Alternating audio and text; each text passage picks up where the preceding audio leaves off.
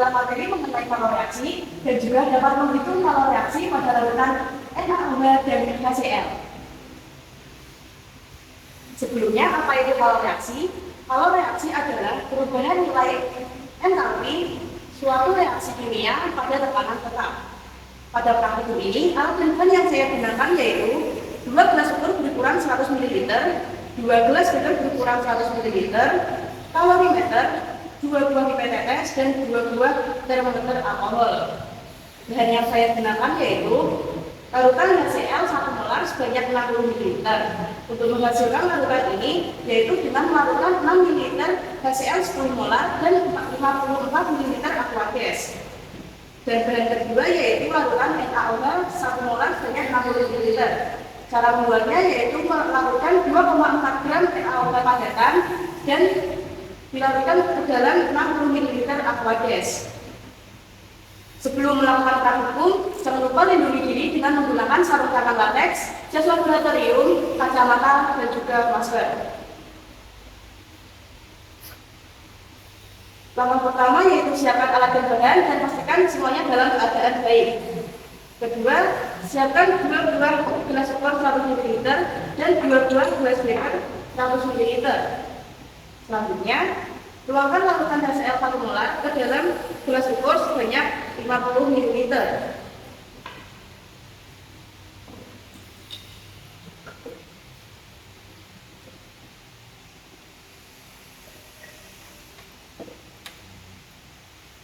Apabila melewati batas, kita bisa mengambil menggunakan pipet tetes.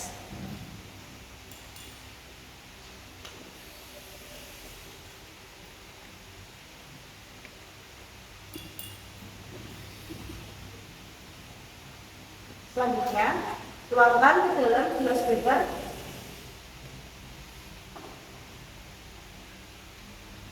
dan ukur suhu menggunakan termometer alkohol.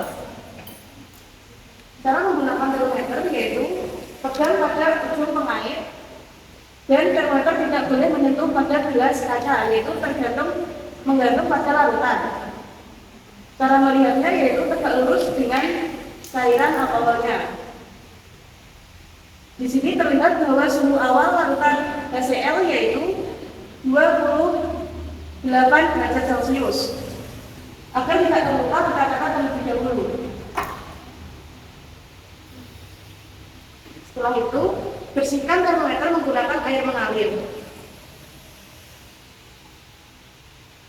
dan keringkan menggunakan tisu.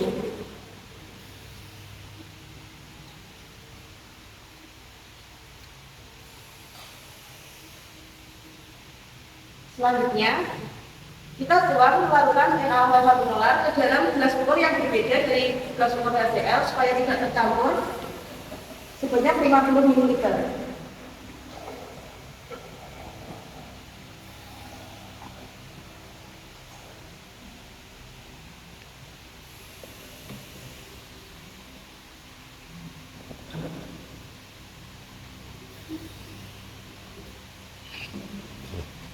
Kita tuangkan ke dalam gelas beker dan ukur menggunakan termometer.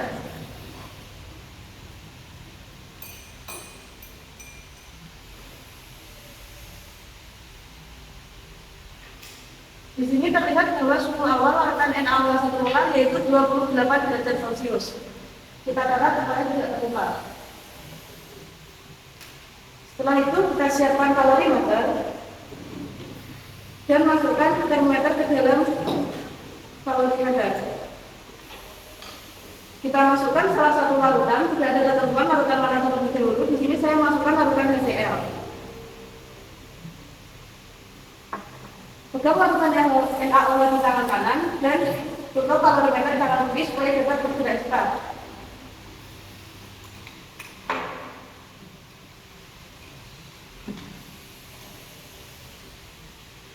Aduk hingga tercampur merata dan amati kenaikan suhu.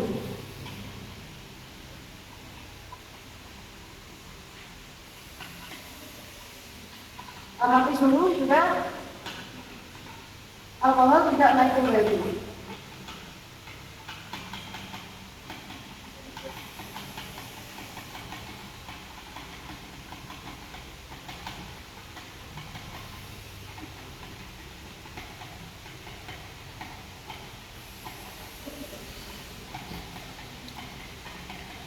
Di sini terlihat bahwa suhu sudah stabil berada di 34 derajat Celcius.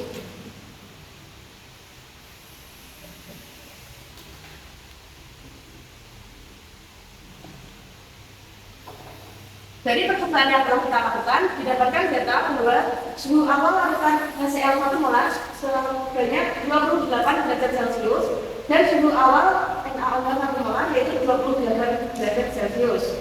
Untuk suhu campuran larutan yaitu 34 derajat Celcius. Sehingga kita dapat menghitung kenaikan suhu menggunakan rumus delta T dikurangi suhu akhir dikurangi suhu awal, yaitu suhu akhir 34 derajat Celcius dan suhu awal 28 derajat Celcius. Maka didapatkan bahwa kenaikan suhu sebesar 6 derajat Celcius. Untuk volume total larutan HCl 50 ml dan larutan NaOH sebesar 50 ml, sehingga volume total yaitu 100 ml. Untuk massa jenis campuran disamakan dengan massa jenis air, yaitu 1 gram per mililiter. Dan untuk massa dapat dicari menggunakan rumus Rho dikali volume total. Rho tadi disamakan dengan air, yaitu 1 gram per mililiter, dan volume total yaitu 100. Sehingga massa didapatkan yaitu 1 dikali 100 gram. Selanjutnya untuk kalor jenis campuran disamakan dengan kalor jenis air, yaitu sebesar 4,2 Joule per gram Kelvin. Dan untuk kapasitas kalorimeter yaitu 0 Joule per Kelvin. Jadi data-data yang telah kita ketahui dapat dilakukan penghitungan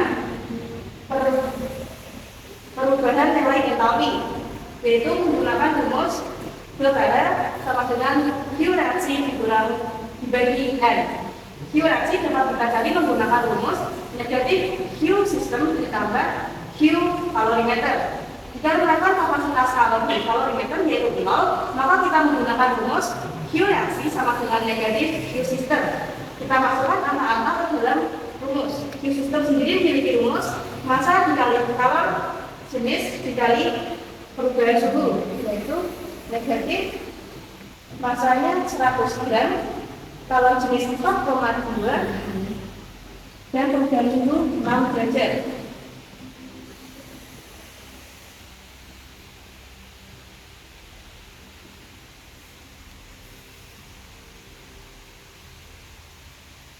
Sehingga berdasarkan hasil bahwa Q reaksi yaitu negatif 2520 Joule.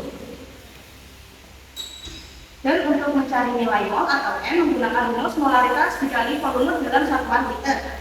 Untuk molaritas dan volume kita menggunakan sama, yaitu 1 molar dan 50 ml.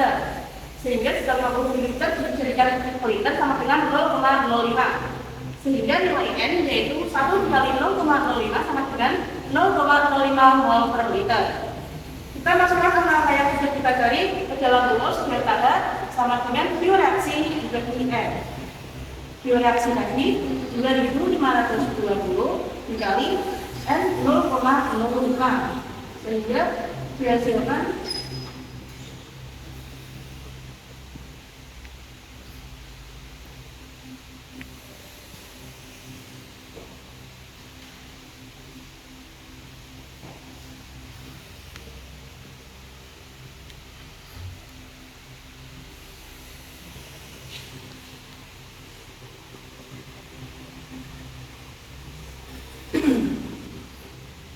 sehingga hasilnya yaitu 50.000 negatif 50.400 joule atau negatif 50,4 kilojoule. Dari perhitungan yang telah dilakukan dapat dianalisa bahwa reaksi antara 50 ml larutan HCl 1 molar dan 50 ml larutan NaOH 1 molar, yaitu terjadi kenaikan suhu sehingga reaksi dari kedua larutan tersebut termasuk ke dalam reaksi eksoterm. Reaksi eksoterm sendiri yaitu reaksi yang terjadi karena pelepasan kalor atau disebut juga kalor yang dilepaskan. Ciri-ciri dari reaksi eksoterm sendiri yaitu terjadi kenaikan suhu pada sistem selama proses reaksi terjadi dan nilai perubahan entalpi bernilai negatif. Kesimpulan yang dapat diambil yaitu reaksi dari kedua larutan tersebut termasuk dalam reaksi eksoterm dan nilai kalor reaksi yang dilepaskan oleh kedua larutan yaitu 50,4 kilojoule. Sekian presentasi saya kali ini, kurang lebihnya mohon maaf.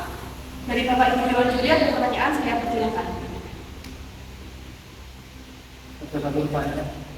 Enggak kan? Kalau kejelasan pembacanya kembalikan, kita sebetulnya semakin mana Semakin naik. Kalau terumahnya itu naik itu kok udah begitu?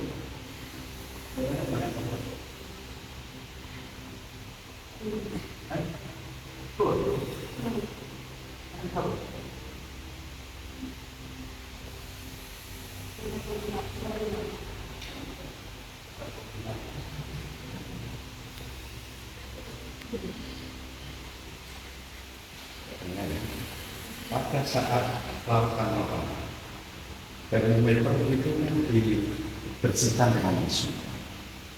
Apakah dengan pengelapan dengan tisu itu termometer sudah menunjukkan standar suhu dengan ruangan atau dalam ruangan? Karena sudah diberikan dan kami sudah diletakkan di sini selama kurang lebih 30 detik, kemungkinan suhu sudah kembali ke suhu ruangan. Terima kasih. Kalau yang menjelaskan adalah reaksi eksoterm yang dengan ciri-ciri menghasilkan kenaikan suhu, kira-kira bisa nggak reaksinya dibuat endoterm? Untuk pencampuran kedua larutan ini termasuk ke eksoterm, kalau untuk endoterm sendiri tidak bisa menggunakan metode ini. Mungkin untuk reaksi endoterm bisa menggunakan contoh saat beras juga menjadi nasi atau proses masak makanan, itu termasuk endoterm.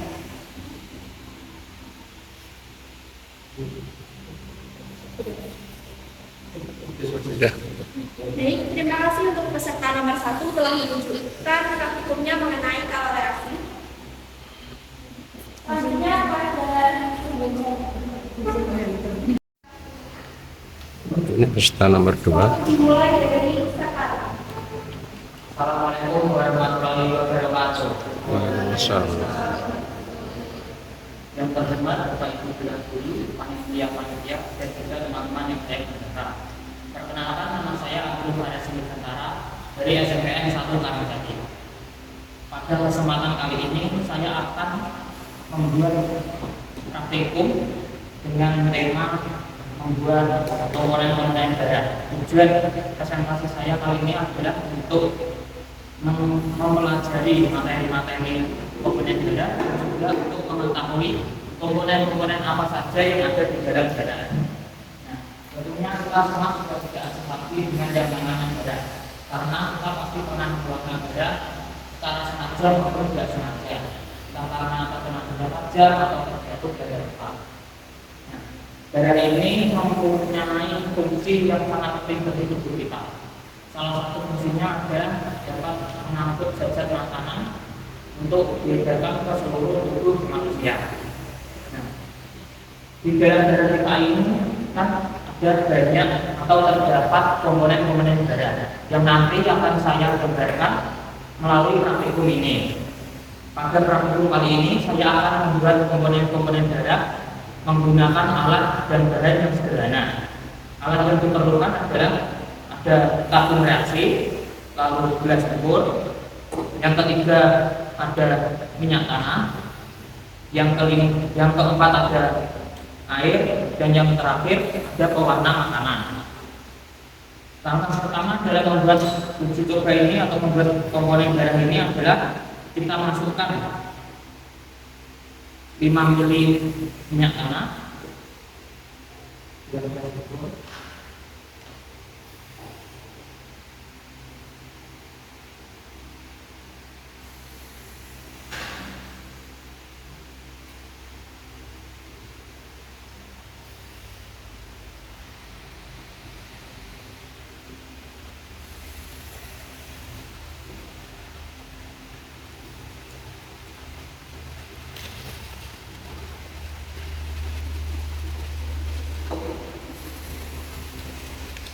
setelah ini kita masukkan ke dalam tabung reaksi.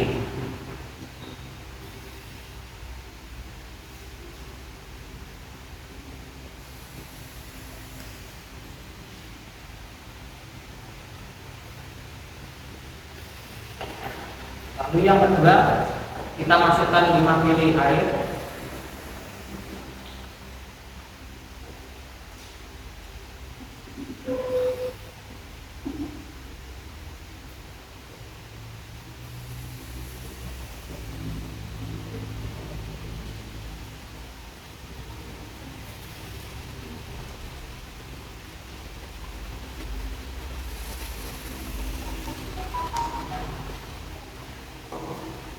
Setelah itu kita masukkan ke dalam tabung reaksi.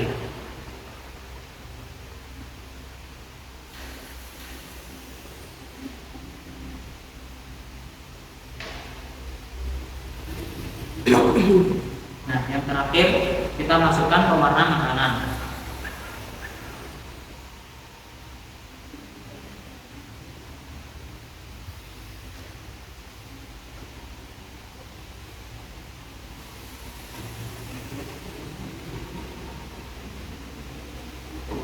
Setelah itu kita cocok.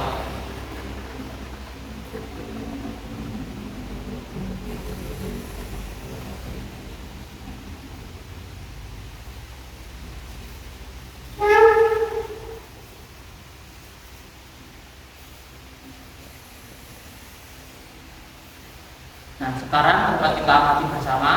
Di dalam tabung reaksi ini ada beberapa lapisan. Nah, beberapa lapisan ini menunjukkan ada beberapa komponen yang ada di dalam darah kita. Lapisan yang paling atas ini menunjukkan bahwa adanya plasma darah. Lalu lapisan yang tengah ini menunjukkan leukosit atau sel darah putih. Lalu butiran-butiran ini menunjukkan putih darah atau trombosit. Dan yang terakhir paling bawah ini menunjukkan eritrosit atau sel darah merah. Nah, plasma darah ini berjumlah 55% dari seluruh volume darah. Lalu eritrosit atau sel darah merah ini berjumlah 45% dari seluruh volume darah. Sedangkan leukosit dan trombosit hanya berjumlah sedikit, sekitar kurang dari 1%. Nah, pertama saya akan membahas tentang plasma darah. Plasma darah ini tersusun atas 91,5% air, lalu juga tersusun atas 8,5% zat terlarut. Apa fungsi dari plasma darah ini? Plasma darah ini mempunyai beberapa fungsi. Salah satu fungsinya adalah plasma darah ini berfungsi untuk melarutkan zat-zat kimia. Lalu yang kedua adalah sel darah. Sel-sel darah ini dibagi lagi menjadi 3. Yang pertama ada eritrosit atau sel darah merah, yang kedua ada leukosit atau sel darah putih, dan yang ketiga ada keping darah atau trombosit. Yang pertama adalah eritrosit atau sel darah merah. Eritrosit atau sel darah merah ini berbentuk bulat pipih, lalu di tengahnya tepung, dan juga sel darah merah ini tidak memiliki inti sel. Lalu mengapa sel darah merah ini berwarna merah? Sel darah merah ini berwarna merah karena adanya hemoglobin. Hemoglobin ini yang menyebabkan sel darah merah bisa berwarna merah. Hemoglobin juga menyebabkan sel darah merah ini mampu untuk mengangkut oksigen dari paru-paru untuk diedarkan ke seluruh sel-sel di dalam tubuh. Lalu yang kedua adalah leukosit. Leukosit atau sel darah putih ini berbentuk tidak tetap dan juga memiliki inti sel. Jadi satu-satunya sel darah yang memiliki inti sel adalah leukosit. Apa peran dari leukosit ini? Leukosit ini berperan untuk melawan kuman atau bibit-bibit penyakit yang ada di dalam tubuh kita. Jadi ketika seseorang kekurangan leukosit, maka orang itu akan mudah terkena penyakit atau akan rawan terserang penyakit. Dan apabila ketika dalam tubuh kita kelebihan leukosit, maka akan terjadinya infeksi. Lalu yang terakhir, yang ketiga adalah trombosit. Trombosit atau keping darah. Trombosit ini berbentuk tidak teratur dan juga tidak memiliki inti sel. Dan peran dari trombosit ini adalah untuk proses pembekuan darah. Jadi ketika kita terluka, lalu darahnya itu bisa berhenti karena adanya trombosit. Mungkin itu praktikum saya dan praktikum saya tadi. Kita dapat mempelajari apa saja komponen-komponen darah dan kita dapat mengetahui apa saja yang ada di dalam darah. Terima kasih.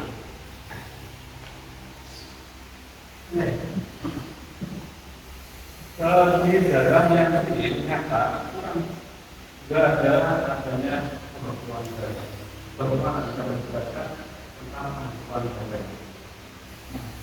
Ketika kita terluka, kan darah itu mengalir, lalu trombosit itu akan menutup luka yang ada di tubuh kita.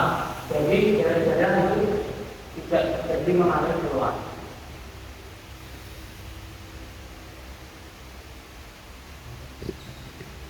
Dan trombosit itu akan membentuk penyakit. Bisa dijelaskan penggunaan alasan penggunaan minyak goreng banyak karena di berkali-kali minyak goreng yang pertama. Yang kedua, kalau dijelaskan ini memang sangat kentara sekali antara plasma darah yang ditandai dengan minyak yang bisa dengan sadaran darah begitu. Cuman yang saya ingin tahu berikutnya adalah bahwa kalau disebutkan ada eritrosit dan trombosit, itu cara membedakannya dari morfologi bagaimana? Dari ini Trombosit ini ada sedikit dari sini, jabatan leukosit. Leukosit itu kan jumlahnya sangat sedikit, kurang dari 1%. Jadi dari sini juga tidak terlalu jelas. Antara minyak dan juga air ini kan trombosit trombosit itu seperti itu kami berkira belum ini. Dari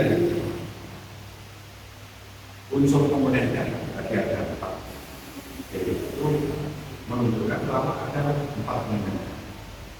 Kalau seandainya seseorang itu ada makanan yang diasup atau makanan yang diserap ini dari 2 komponen sel, berarti kan ditambahkan selnya adalah mie sama sektor. Padahal seseorang itu asupan makanan yang dimakan, yang didapat itu kan lebih dari bulan. Komponen darah ini apakah juga terdiri 4 komponen ini yang digunakan? Yang kedua, untuk membedakan persentase bahwa komponen darah 1, 2, 3 itu dari mana? Melihat atasnya komponen darah 1, 2, 3 ini masuk dalam bentuk larutan campuran. Terima kasih untuk pertanyaan saya. Jadi untuk membedakan persentase adalah ketika kita melakukan air dengan minyak dengan jumlah yang sama, maka kami secara otomatis di sini akan melihat plasma darah lebih banyak daripada sel-sel darah. Nah, ini menunjukkan bahwa plasma darah memiliki persentase yang lebih tinggi daripada sel-sel darah. Terus pertanyaan kedua, tadi ada 2 sel yang dicampurkan, terus kemudian terbentuk 4 komponen darah. Bagaimana kalau asupan tubuh itu yang makanan yang dimasuk, makanan yang diserap itu lebih dari 2? Apakah juga mempengaruhi 4 komponen? Terima kasih. Tidak akan mempengaruhi karena mungkin kadar darahnya akan berkurang atau kadar darahnya akan lebih banyak, itu pasti akan mempengaruhi. Itulah SMS saya. Mohon maaf jika ada salah kata. Wassalamualaikum warahmatullahi wabarakatuh. Waalaikumsalam warahmatullahi wabarakatuh. Tepuk tangan. Terima kasih kepada peserta nomor 2 telah membawakan artinya mengenai komponen darah. Selanjutnya dipersilakan kepada mulai dari sekarang. Assalamualaikum warahmatullahi wabarakatuh. Waalaikumsalam warahmatullahi wabarakatuh. Yang terhormat Bapak Ibu Juri, kakak-kakak panitia dan teman-teman yang saya banggakan. Dalam kesempatan ini saya akan melakukan praktikum dengan tema membuat larutan dengan konsentrasi tertentu. Tujuan saya melakukan praktikum ini adalah untuk mengetahui cara membuat larutan dengan konsentrasi tertentu, yaitu larutan oralit dengan konsentrasi 3,25%. Apa pengertian dari larutan dan konsentrasi larutan? Larutan adalah campuran 2 atau lebih zat yang berbeda secara kimia yang dikatakan homogen pada skala molekuler. Konsentrasi larutan adalah jumlah zat yang terlarut dalam setiap zat terlarut dan pelarutnya. Jadi konsentrasi larutan bisa memberikan gambaran atau sebuah informasi tentang perbandingan jumlah zat terlarut dan jumlah pelarutnya. Jika kita diare atau untuk mencegahnya, kita bisa membuat larutan oral itu. Untuk itu kita bisa menggunakan dua bahan saja yang secara sederhana. Kita bisa menggunakan 2 bahan, yaitu gula dan garam. Dari sisi horizontal, kita bisa membuat larutan oralit dengan 1 sendok teh, setengah sendok teh garam dan 2 sendok makan gula. Namun satuan tersebut tidak baku, maka kita perlu mengkonversikan sedalam satuan gram. Untuk mengubah bentuk satuan gram, kita bisa mengubahnya, yaitu 1 gram garam itu setara dengan 5 gram garam, dan 1 sendok gula itu setara dengan 15 gram. Jadi untuk membuat larutan oralit dibutuhkan 2,5 gram garam dan 30 gram gula pasir. Nah, untuk langkah-langkahnya, kita menimbang dulu gula atau timbangan rasa alkohol yang berletakkan dan pemaksudnya. Untuk alat-alatnya, kita ada gelas beker ukuran 1 ml dan spatula 1 buah, 1000 mili, dan ini datang pengadu 1 buah, rasa alkoholnya 2 buah, dan 1 timbangan rasa alkohol. Dan bahannya ada gula 30 gram dan garam 2,5 gram. Untuk langkah-langkahnya kita menimbang pakai rasa alkohol, menimbang gula 30 gram.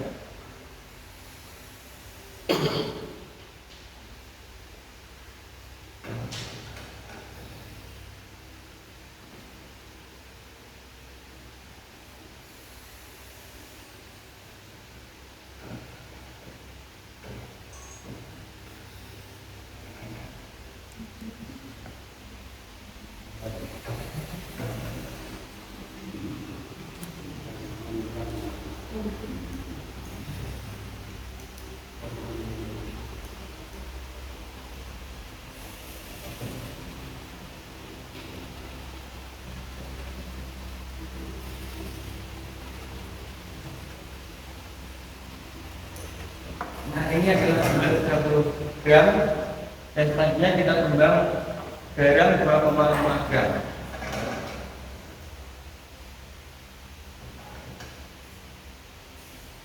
Sama seperti tadi menggunakan kaca api.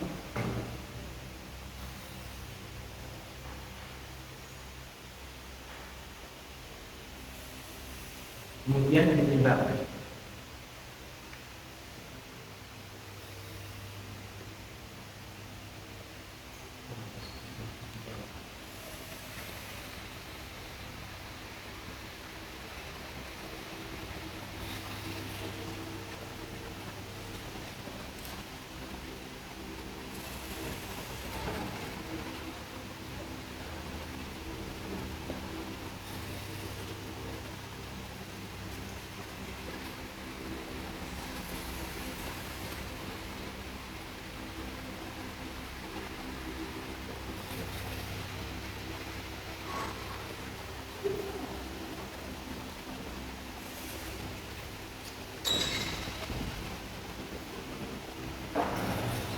Nah, ini adalah garam 2,5 gram. Langkah yang kedua yaitu mencampurkan gula dan garam, ya, kemudian masukkan ke dalam gelas blender 1000 ml.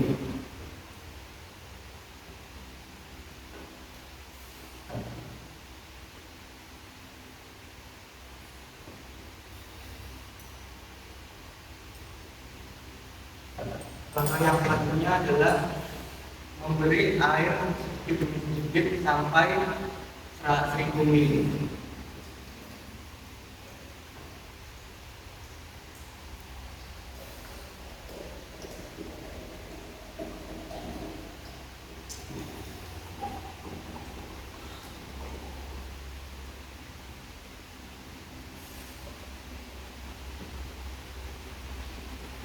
Sudah cukup, lalu kita aduk secara merata.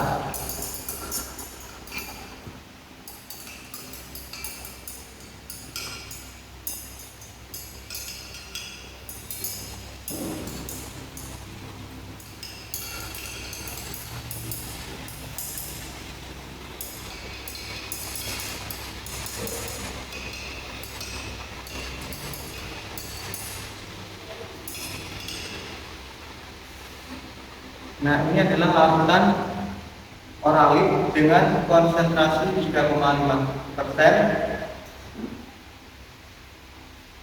Dan untuk menghitung persennya, yaitu menggunakan rumus massa zat larut bagi volume larutan dikalikan 100%. 30 gram garam ditambah 25 gram per 1000 ml dikali 100, hasilnya adalah 3,25%.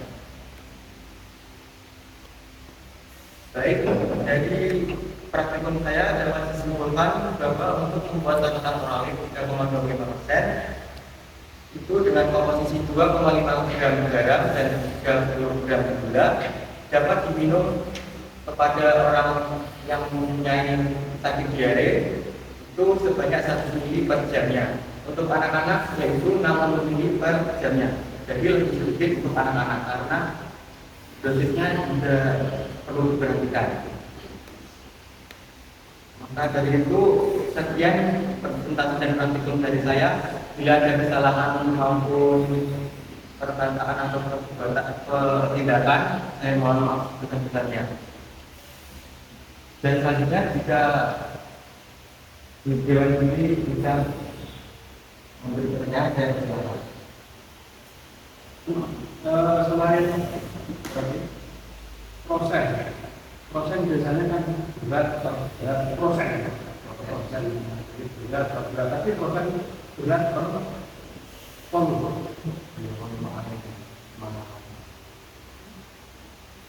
kan berat, umumnya kan berat kan itu bukan berat per ton. Selain itu ada apa namanya pernyataan yang lain.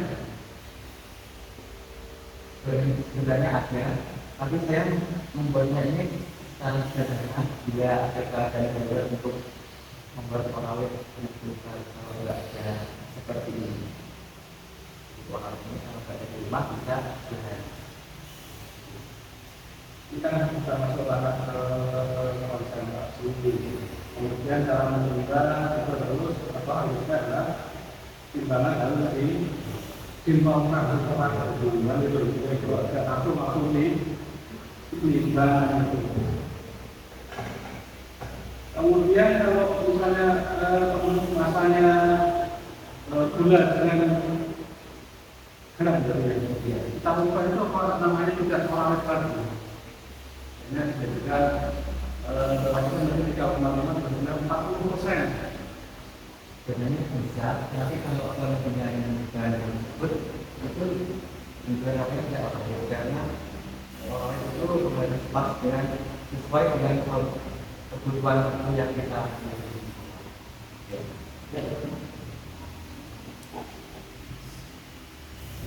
Kalau kita melihat proses saudara tadi melakukan penimbangan dengan alat bagus.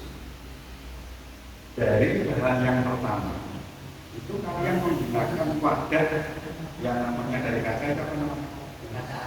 Ya, kaca lawas. Apakah itu kalau tidak ditimbang berapa masanya?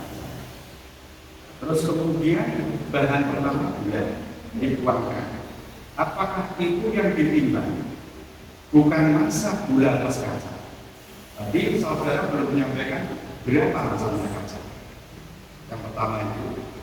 Yang kedua, pada saat saudara yang menimbang gula, itu kami lihat ada kejajaran gula.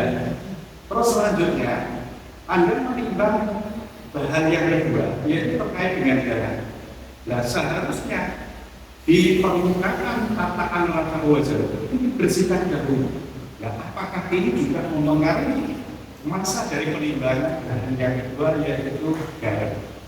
Sehingga konsentrasinya terkait dengan massa dengan volume, ya, ini akan berpengaruh konsentrasi dari campuran kedua bahan. Terima kasih. Silakan. Untuk mengenal katanya, ini kan dalam dunia kan disamakan oleh dulu, jadi saya tidak perlu menghitung katanya kaca. Ini kan juga seimbang. Ketimbang saya kalau apa-apa menimbang gulanya kan sudah berbeda gitu ya. Biasanya ini kan 30 ditambah 30 kan sampai 50 itu ditimbang jadinya sudah gulanya saja. Kalau katanya saya tidak begitu. Terima kasih. Ya, untuk pembuatan langsung dengan konsentrasi tertentu sudah dikenal Pak Aryo. Yang ini saya tahu orangnya tadi digunakan sebagai solusi untuk mengatasi jika seseorang mengalami jihad. Bisa menjelaskan apa saja alasan penggantian cara tubuh menggunakan melakukan amalan dengan jalan. Kita penyakit itu kan kekurangan garam dan gula, jadi untuk itu mengalami garisnya encer gitu, terus membutuhkan diagram seperti Na plus Ca plus sama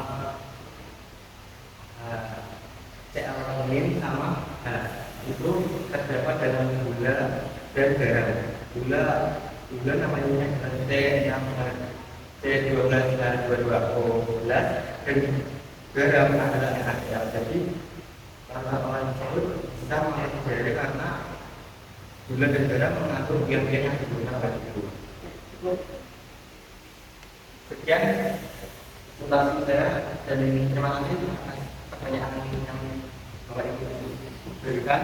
Bila ada salah kata atau pengucapan, saya mohon maaf. Terima kasih. Wassalamualaikum warahmatullahi wabarakatuh. Jakarta. Berkunjunglah ke kota tua. Berhitung 1, 2, 3. Praktikum segera saya buka. Assalamualaikum warahmatullahi wabarakatuh. Waalaikumsalam warahmatullahi wabarakatuh. Selamat pagi saya ucapkan kepada Bapak Ibu Dewan Juri yang terhormat, kakak-kakak OSIS, serta teman-teman peserta MIO 2024 yang berbahagia. Ada pepatah mengatakan, tak kenal maka tak sayang, tapi jika sudah kenal jangan terlalu sayang, nanti sakit. Saya Hana Yusuf Fariswara dari SMP Negeri 1 Karangjati. Berdirinya saya di sini akan melakukan praktikum sekaligus presentasi. Pada final MIO 2024, saya mendapatkan tema mengetahui struktur jaringan hewan melalui pengamatan beberapa preparat organ hewan. Tujuan saya melakukan praktikum ini adalah yang pertama pastinya untuk mengikuti final MIO 2024 yang diselenggarakan oleh OSIS SMA N1 Ngawi. Dan tidak hanya itu, saya ingin menambah wawasan bagaimana sih apa yang ada di dalam tubuh hewan, bagaimana cara menggunakan mikroskop dan yang lainnya. Nah, pasti kita semua sudah tahu bahwa di dunia ini terdapat makhluk hidup yang berjenis hewan. Tapi kita pasti bingung, apa sih yang ada di dalam tubuh hewan sebenarnya? Apakah terdapat organ, ataukah ginjal, ataukah apa itu? Jadi, hewan terdapat yang pertama sistem organ. Contohnya sistem organ pernafasan. Sistem organ pernafasan pasti memiliki organ. Contohnya hidung. Hidung tersusun dari beberapa jaringan-jaringan. Jaringan tersebut juga tersusun dari sekelompok sel-sel yang bersatu. Nah, pada praktikum kali ini saya akan membahas struktur jaringan hewan menggunakan alat yang pertama yaitu mikroskop dan bahan berupa preparat dari organ hewan. Preparat yang saya pakai yaitu tulang keras. Sebelum itu, saya akan mengenalkan apa itu sebenarnya mikroskop. Jadi, mikroskop adalah alat laboratorium yang digunakan untuk melihat atau meneliti sebuah objek yang sangat kecil, tidak bisa dilihat oleh mata. Contohnya preparat ini. Jadi, bagian-bagian mikroskop yang pertama ada lensa okuler, yang kedua ada pemutar fokus untuk memfokuskan lensa objektif, dan ada pengatur untuk preparatnya, dan ada lensa objektif yang berkaitan langsung dengan objeknya nanti. Selanjutnya ada meja datar yang digunakan untuk menaruh benda atau preparatnya nanti. Selanjutnya di sini yang terakhir juga terdapat kaca.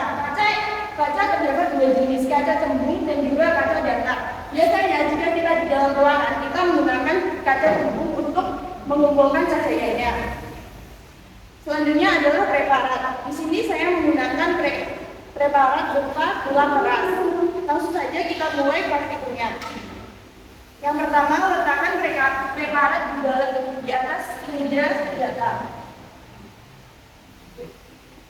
Yang kedua, atur fokus dan kumpulkan cahaya yang ada di dalam ruang.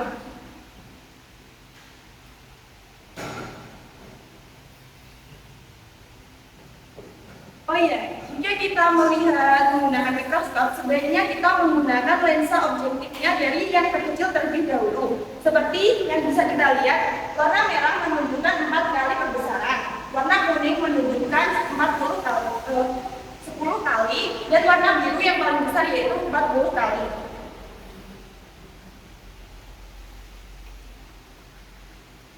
Setelah fokus, kita cari preparatnya.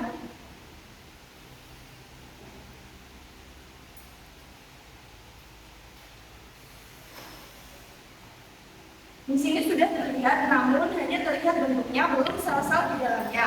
Selanjutnya kita menggunakan lensa objektif yang lebih jelas. Sama caranya, kita fokuskan terlebih dahulu, lalu kita cari.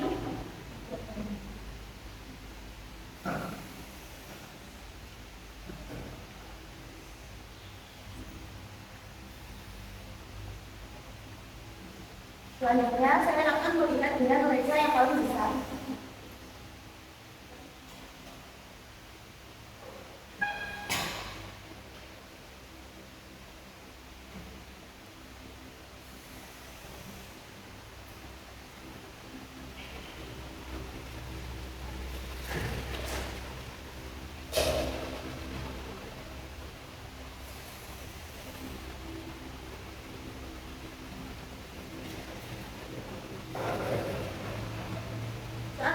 Menggunakan dengan lensa yang paling besar, memang sangat sulit mencari titik fokusnya, jadi harus berhati-hati.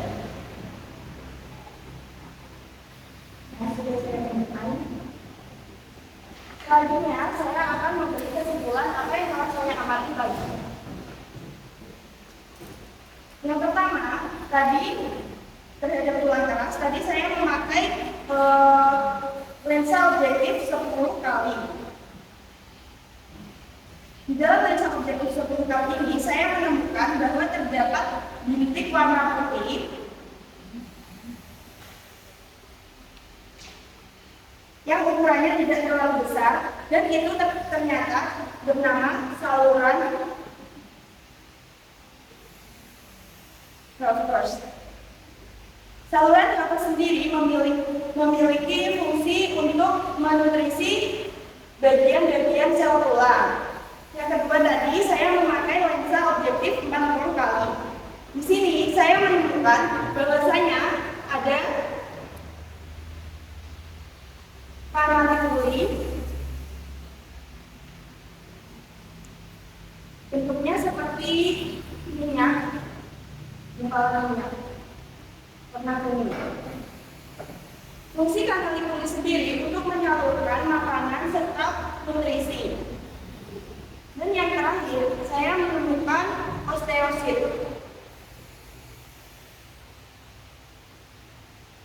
Nah, fungsi osteosit sendiri untuk mempertahankan mineral pada tulang. Jadi kesimpulannya, bagian-bagian struktur jaringan pada tulang keras ada 3, yaitu saluran Rothfuss, paralikuli, dan osteosit.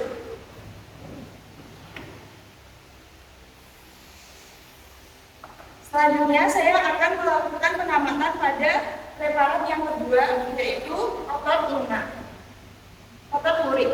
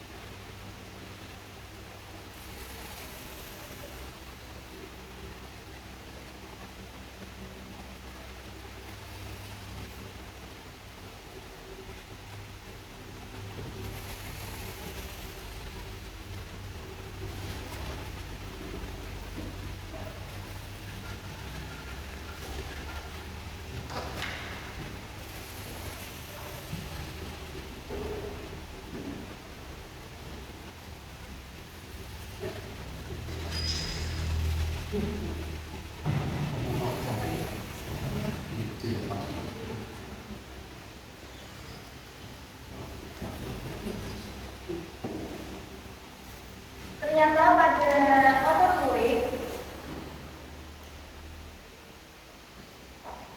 seperti ini.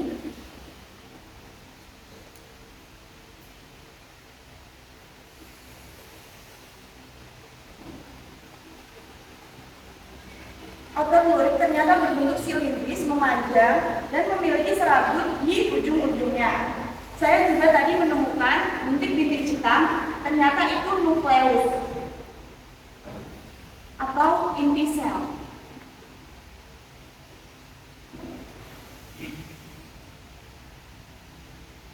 Sekian presentasi dari saya dan praktikum dari saya. Kurang lebihnya mohon maaf, mungkin ada pertanyaan dari Dewan Juri.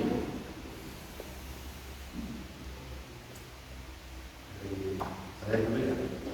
Terkait dengan prinsip kerja itu kan sebenarnya sebuah alat yang diproduksi berdasarkan konsep pembesaran pada lensa. Tadi sudah disampaikan. Dari pembesaran 10 berapa tadi harus digabung yang pertama? Yang pertama 4, yang kedua 10, yang terakhir 40. Hari dari bendera. Ya. Apakah dari preparat yang ada itu kan merupakan bagian yang sudah diberikan. Kalau saatnya preparat itu sudah berumur sekian lama, apakah objek yang kita lihat dari preparat ini tidak mengalami perubahan karena reaksi dengan suhu ruangan? Yang pertama ini. Yang kedua, terkait prinsip kerja mikroskop. Tadi perbesaran dari preparat kemudian meningkat, oke, bagus untuk melihat organ-organ. Akan tetapi dari perbedaan perbesaran mikroskop itu terlihat apakah di situ tambah jelas, apakah fokus yang lebih besar itu lebih jelas lagi, atau bagaimana dengan satu objek preparat yang pertama misalnya. Terima kasih. Ya, untuk preparat, umurnya preparat nanti akan memudar karena dari suhu, dari udara nanti akan tidak terlihat seperti preparat ini. Jika mungkin dan tidak jelas lagi. Untuk mikroskop tadi, Pak bisa dikulangi? Ya, untuk kerja mikroskop adalah merupakan pembesaran ya, dari susunan lensa itu yang dekat dengan mata itu adalah sama yang dekat dengan lensa objektif. Perbesaran dari berbagai perbesaran yang berbeda dengan objek preparat yang terdiri satu, apakah ini memengaruhi penglihatan dari objek yang kita lihat melewati kata pembesar khususnya kata besar objektif? Dan juga disebutkan dari bentuk partilan itu perbesarannya 10, 40 kali. Apakah sudah kelihatan berbeda dari preparat yang ada? Terima kasih. Berbeda, Pak. Seperti tadi yang 4 kali kita bisa melihat bentuk utuhnya, selipis. Tapi jika kita sudah menggunakan perbesaran 10 kali, kita lebih cepat melihatnya, terlihat ada sel-selnya di dalam situ. Untuk perbesaran 40 kali lebih jelas lagi, seperti ada gelembung-gelembung kecil. Itu sel-sel paling kecilnya terlihat. Terima kasih.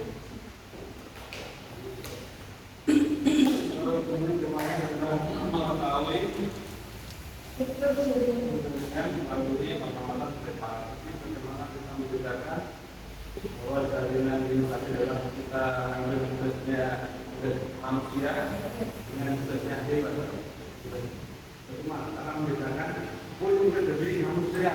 Pastinya nanti kan kita kalau dulu kan dalam objek tulis ya Pak, dalam objek tulis nanti diberikan cairan, nanti pasti akan terlihat berbeda mulut seperti manusia hewan lain dan sel-selnya pastinya juga berbeda dengan mulut hewan.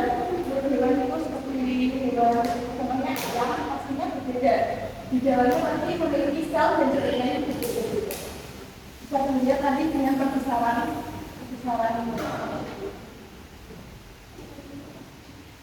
penggunaan mikroskop ya, ada beberapa yang belum dijelaskan hubungan lensa okuler dengan lensa objektif dengan perbesaran yang dihasilkan, dan ada yang lain juga, ada mikrometer atau mikrometer dulu. Yang pertanyaan berikutnya adalah osteosit tadi Pak ini mengamalkan 40 kali. Kalau kecil sekali. Ukuran paling besar oksigen adalah 15 mikrometer. 10 pangkatnya 6 atau 1/1 juta. Bisa dijelaskan kenapa 40 kali bisa terlihat? Karena pada waktu kemarin tadi sudah terlihat pada ini sangat kecil, tapi masih sama. Dan saya tidak pernah bahwa itu adalah osteosit. Sepertinya jika kita ingin melihat osteosit lebih jelas, kita memakai perkisaran 100 kali atau 1000. 100 itu pun masih belum ya, 100 kali itu belum. Karena 1/1 juta osteosit. Nanti di ya, materinya di pendalaman itu. Sekian presentasi dan praktikum dari saya, kurang lebihnya mohon maaf. Dan apabila ada pertanyaan yang jawabannya kurang memuaskan, saya mohon maaf. Bila di topik Walidaya, Walidawa Inaya, wassalamualaikum warahmatullahi wabarakatuh. Waalaikumsalam. Bisa dimulai dari sekarang. Assalamualaikum warahmatullahi wabarakatuh. Waalaikumsalam. Yang terhormat Dewan Juri yang saya hormati, kakak-kakak panitia dan yang saya banggakan peserta final MIO 2024. Perkenalkan, saya Guntur Febrian Edi Pratama dari SMP Negeri 1 Mili. Kali ini saya akan mempresentasikan praktikum dari salah satu bab fluida statis dan fluida dinamis, yaitu hukum Archimedes. Dasar teori yang saya gunakan adalah hukum Archimedes sendiri, yaitu apabila sebuah benda dicelupkan sebagian atau seluruhnya ke dalam zat cair, maka akan mengalami gaya ke atas sama dengan zat cair yang dipindahkan. Tujuan dari praktikum saya sendiri adalah untuk membandingkan antara gaya Archimedes yang diperoleh dari berat udara dikurangi berat di dalam zat cair dengan gaya Archimedes yang diperoleh dari massa dikali gaya gravitasi bumi. Untuk alat-alat sendiri yang saya gunakan adalah satu buah neraca gas, dua buah beban dengan massa 100 gram, lalu ada zat cair yaitu air dengan zat cair yaitu minyak. Dan ada juga tabung berpancuran 2, lalu ada juga bilas ukur. Langsung kita mulai saja. Untuk langkah pertama kita harus memastikan dulu ini bebannya berapa massanya.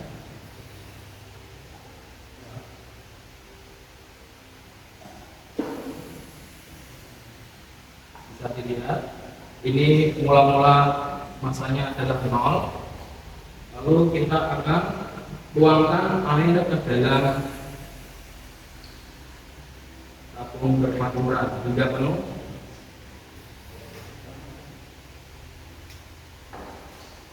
Kita tunggu hingga selesai masuk. Lalu kita tuangkan juga untuk yang minyak.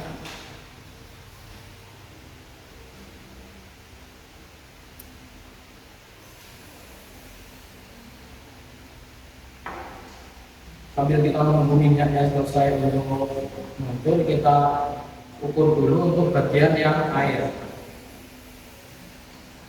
Bisa dilihat, ini untuk beban yang saya gunakan memiliki massa 100 gram ya, dan juga berat 1 Newton. Lalu kita celupkan ke dalam air. Bisa dilihat ini bebannya berubah menjadi 0,808 ya. Kita gunakan itu agar tidak terlalu besar. Cantik.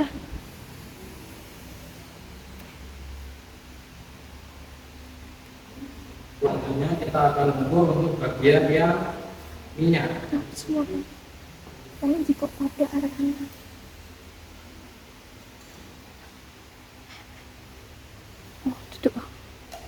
bisa dilihat untuk massanya ini 100 gram dan beratnya adalah 1 Newton.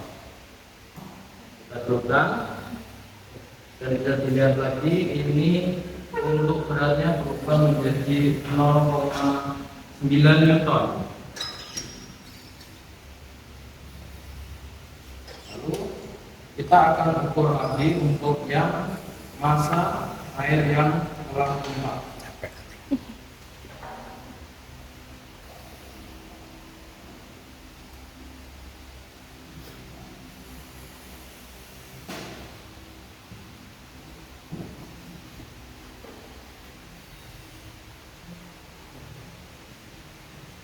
Bisa kembali.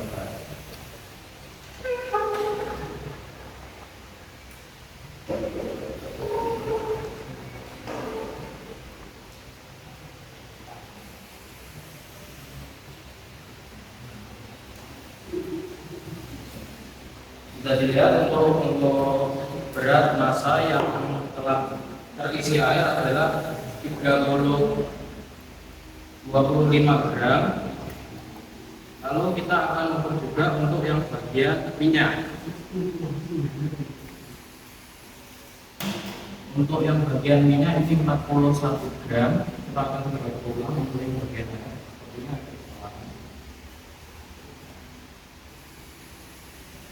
Untuk yang bagian air ini 53 gram. Dan bisa kita tulis di sini untuk bagian udara tadi adalah 1 Newton dan berat yang dicelup adalah yang air tadi 0,88. Dengan rumus yang sudah ada yaitu berat udara dikurangi berat debit air, kita dapat peroleh untuk gaya archimedes air yaitu 0,12. Untuk yang minyak tadi sama-sama 1 Newton dengan berat yang sudah ditentukan 0,9 dapat kita peroleh gaya Archimedes adalah 0,1. Lalu kita akan bandingkan dengan berat yang massa sudah ditimbang tadi. Untuk massa yang air tadi kita peroleh 41 gram. 41 gram dibagi dikurangi dulu ya. Dikurangi dulu tadi untuk yang pas kosong itu 0. Jadi 41 dikurangi 0 langsung 41 saja. Jadi 41 itu dikali dengan 10 meter per second kuadrat untuk diagram kita sih ya. Jadi nanti akan diperoleh, sebelumnya ini untuk ukuran kita bisa ubah dulu ke satuan kilogram. Jadi untuk diubah itu menjadi 0,041 gram dikali 10 meter per second kuadrat. Jadi diperoleh 0,41 meter per second kuadrat. Lalu untuk yang bagian minyak tadi sudah dihitung dapatnya 53 gram, kita ubah ke kilogram jadi 0,053 kali 10 meter per second kuadrat. Jadi 0,53 meter per second kuadrat. Nah, jadi bisa disimpulkan dari kegiatan kali ini untuk massa jenis zat cair yaitu minyak itu lebih berat daripada massa jenis zat cair yaitu air. Sekian presentasi dari saya. Apabila ada kekurangan saya mohon maaf, dan untuk para juri jika ada pertanyaan saya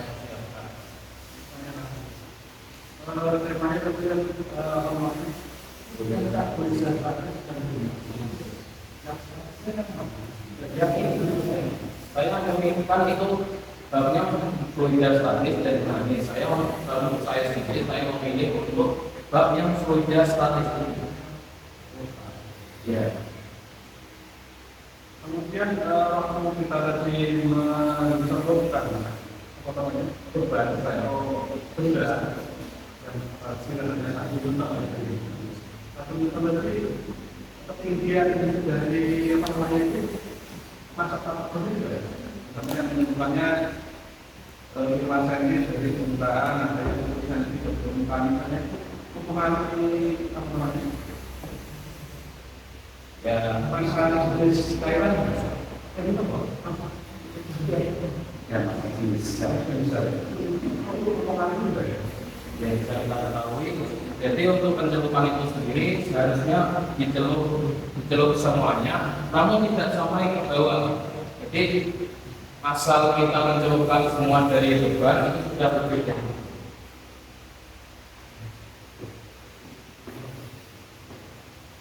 Terkait dengan alat yang saudara gunakan, tapi menggunakan menggunakan peralatan gas. Coba tunjukkan awal sebelum diberi beban dibandingkan masa beban posisinya.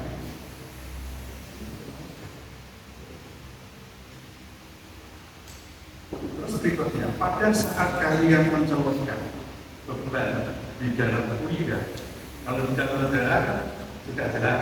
Pada saat mencolokkan di dalam kuliah, pertama air, berikutnya adalah minyak. Semakin ke dalam dari beban itu masuk ke dalam lautan atau kuliah, apakah ini juga mempengaruhi volume kuliah yang gempa? Yang kedua, dari kalian gunakan tisu untuk mengelola beban yang setelah dicelup, ini otomatis ada tekanan volume yang melekat pada beban, kemudian terserap atau terbersihkan oleh tisu. Berikutnya, apakah dengan tatasan-tatasan ini mempengaruhi masa bahkan volume udara? Terima kasih. Silakan. Ya. Untuk penggunaan tisu sendiri ini sudah saya pastikan untuk bersih ya. Dan lalu untuk yang kita tahu sendiri hukum yang Archimedes itu apabila benda tercelup seluruhnya atau sebagian ke dalam benda, maka akan mengalami gaya ke atas sama dengan berat zat cair yang dibedakan. Maka apabila semakin dalam beban diturunkan ke dalam zat cair, maka volume yang tepat pun akan terus bertambah. Tergantung beban berat dari beban itu sendiri. Oke. Coba tunjukkan dalam pertunjukan berat partai kosong dari cetak. Coba diulang dalam menunjukkan bahwa pada zero yang menunjukkan timbangan yang digital yang Anda gunakan itu memang menunjukkan sejarah zero menunjukkan coba dalam masa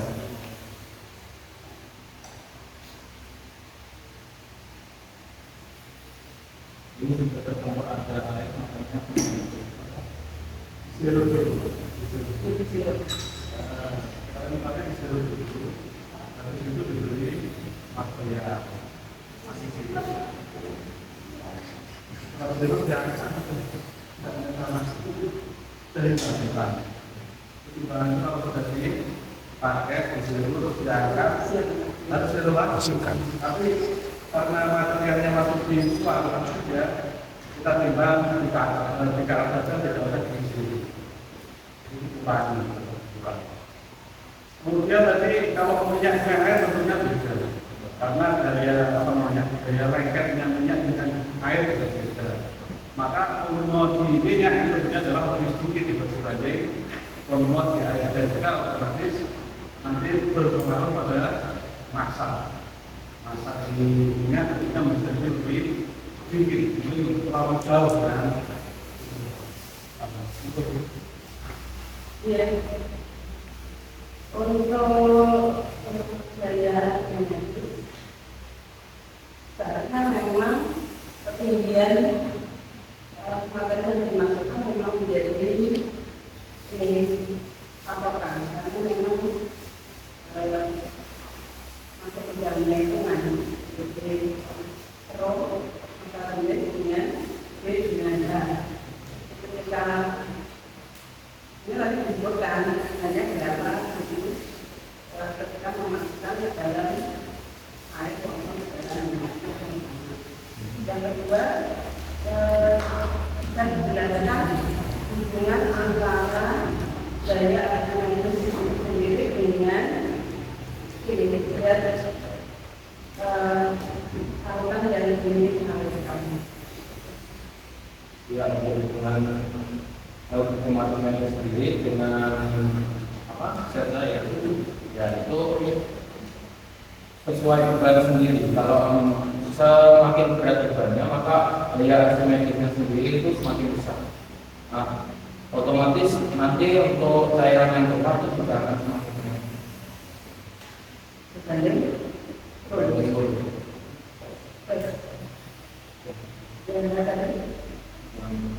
Tadi ya tadi itu yang baik itu untuk yang kurang pengaruh ya, asal tidak menyentuh yang bagian bawah sendiri.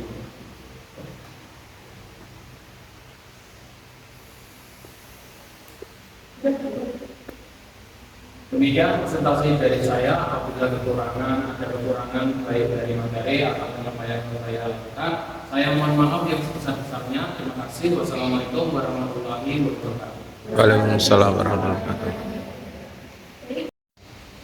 Terima kasih atas waktu dan kesempatan yang telah diberikan kepada saya. Yang terhormat Bapak Ibu Dewan Juri, yang saya hormati kakak-kakak panitia serta teman-teman finalis ekonomi. Pada kesempatan kali ini saya akan melakukan praktikum tentang tema UTBK. Adapun judul yang saya ambil adalah mengukur kuat arus dan beda potensial serta menentukan konduktor isolator. Bahan-bahan yang saya gunakan untuk melakukan praktikum ini adalah yang pertama papan rangkaian, yang kedua dua buah baterai, yang ketiga saklar, yang keempat lampu, yang kelima penghubung, bisa penghubung seperti ataupun penghubung kabel. Yang keenam dua buah alat yang bisa digunakan untuk mengukur ampere meter ataupun volt. Jika ampere bisa kita geser ke sini, jika volt kita geser ke sebelah. Sebenarnya bisa menggunakan salah satu, tapi itu akan memakan waktu yang sangat banyak. Jadi kita langsung menggunakan dua alat. Langkah-langkah yang akan digunakan, yang pertama kita pasang dulu baterai, dan ini harus sesuai negatif positif, negatif positif, negatif positif, negatif positif. Yang kedua kita pasang dulu saklar. Tidak lupa juga memasang lampu. Lalu kita pasang penghubung. Kita pasang penghubungan baterai satu dengan satunya, lalu kita untuk menghubungkan baterai dengan saklar lalu dengan lampu. Lalu kita gunakan kabel.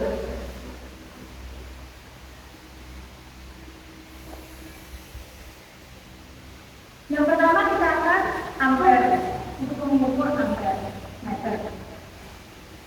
Ampere meter kita menggunakan 1 ampere karena jika kita menggunakan 5 ampere pergerakannya akan sedikit dan sulit berbaca. Jadi kita kurangi menjadi 1 ampere. Ampere sendiri itu adalah seri. Lalu kita gunakan kabel lainnya.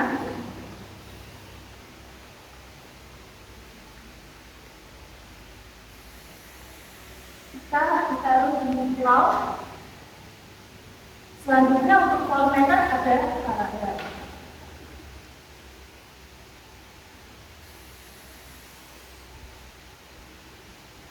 Kita taruh di 10 volt karena itu yang mendekati dari baterai ini.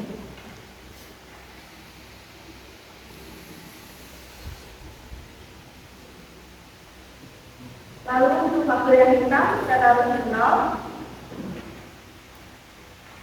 Untuk ampere meter ini kita taruh dengan positif terlebih dahulu, lalu negatif untuk menghubungkan di sini dan di sini.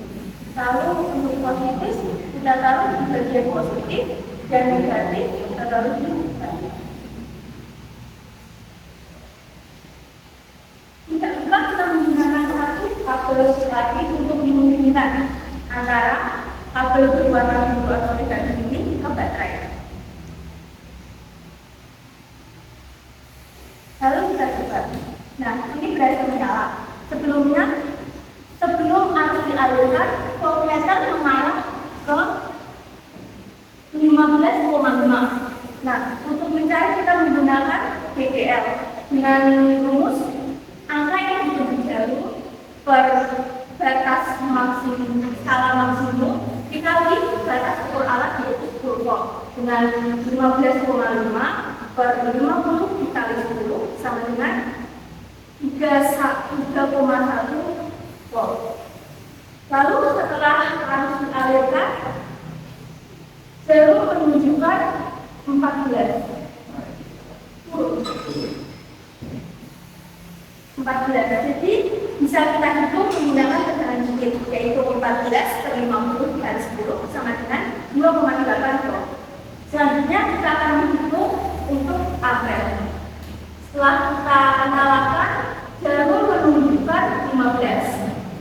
Jadi bisa menggunakan sama seperti ini, yaitu 15/50 dikali batas satu alat di sini 1 ampere sama dengan 0,3 ampere. Di kehidupan sehari-hari kita sudah sering menemukan benda yang mudah menghantarkan listrik dan sulit menghantarkan listrik. Benda yang mudah menghantarkan listrik dinamakan konduktor dan yang sulit menghantarkan listrik dinamakan isolator. Nah, saya juga akan menggunakan untuk menentukan mana yang konduktor dan isolator. Saya menyiapkan 4 buah logam, 1 kertas dan 1 buku. Untuk pembermudah, untuk punggung-punggungnya kita ubah menjadi bakal. Tidak lupa dipasang pendetik buaya.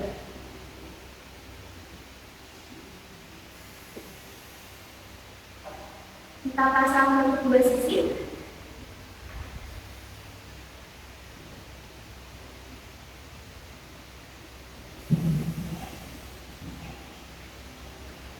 Lalu kita ambil salah satu.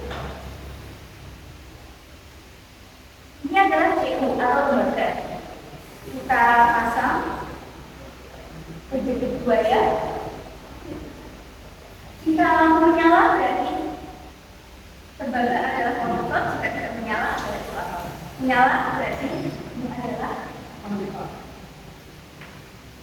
Untuk yang logam sendiri yang lain juga sama, jadi percobaan kedua kita coba atas.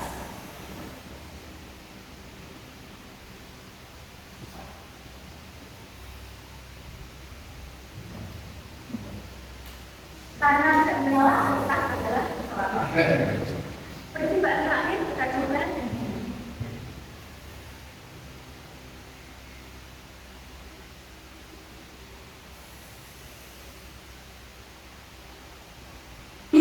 Kita coba nyalakan, ternyata juga tidak menyala.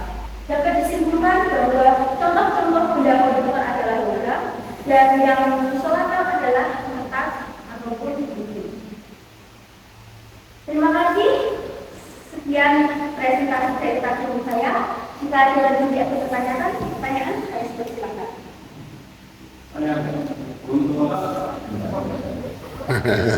Gantian.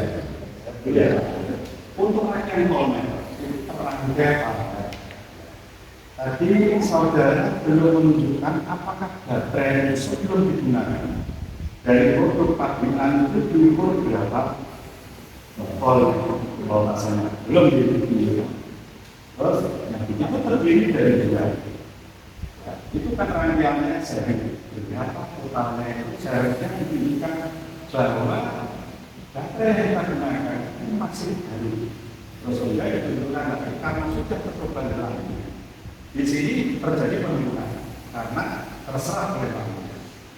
Jadi apakah rangkaian dari baterai yang serial akan memenuhi penunjukan dari voltmeter yang saudara gunakan? Yang pertama itu, yang kedua terkait dengan rangkaian ampere itu rangkaian sendiri. Oke, dengan cara menunjukkan bahwa arus itu pada saat itu harus mengalir dari terminal 1 ke terminal yang lain. Itu juga kalian lihat sama dengan yang tadi terkait dengan sumber arus dari pabrikan tadi. Saudara belum menyampaikan berapa arus dari dua data yang harus saya. Jadi satu data itu saya disampaikan bahwa di ya, kolom yang ada dalam bagian ini kan masuk belum terkurang sehingga ini berubah dengan sebab ditunjukkan apakah baterai yang baru atau baterai yang ini sama dengan perbedaan ini baru saja saya bisa lakukan. Dan untuk baterai baru memiliki 1,5 volt, bisa tidak 1,5 volt. Berarti pertanyaan yang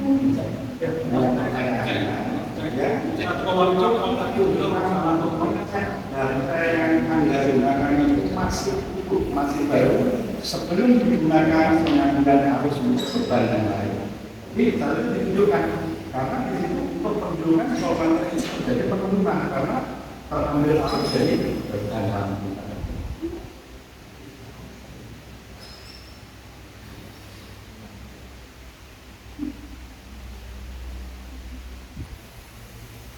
Untuk itu saya belum mempelajari sampai sekitar Terima kasih. Cukup dari saya.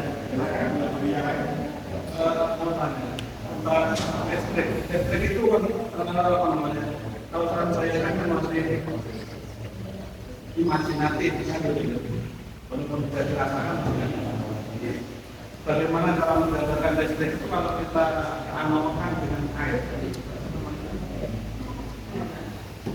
Kalau kita analogkan dengan air, kita potensial itu seperti ini Pak, itu seperti ini. Kalau misalnya kita memakan air gitu, supaya akhir ya seperti ini. saya belum mendapatkan listriknya, jadi belum belajar menggunakan makanan air.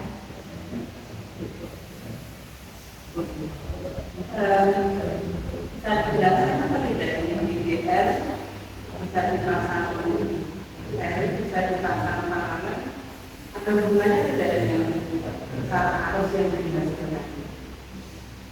Untuk formatter sendiri itu paralel, jadi harus dipasang paralel atau dipasang ini jadi ada yang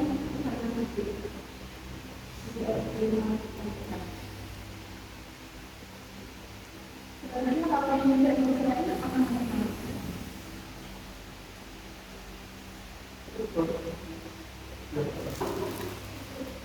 terima kasih atas pertanyaan yang disampaikan.